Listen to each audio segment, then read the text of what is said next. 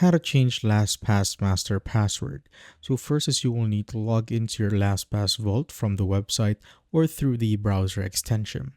Then navigate to the left sidebar, then click on account settings right here. And once you're here, just simply go to the general tab, and under the login credentials, you will see your master password, and there's an option right there on changing your master password.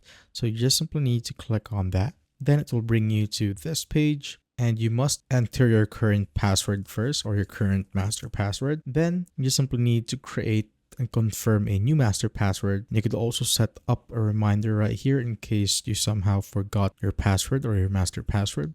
And these are the minimum master password requirements that you need to follow. So avoid common words, names, dates, and patterns. Include at least 12 characters. Include at least one number. Include at least one lowercase letter. Include at least one uppercase letter. And include at least one special character. And once you've input those, you just simply need to click on continue right here at the bottom. Then you will be logged out of the extension and must log back in with your new master password. And that is how you basically change your LastPass master password.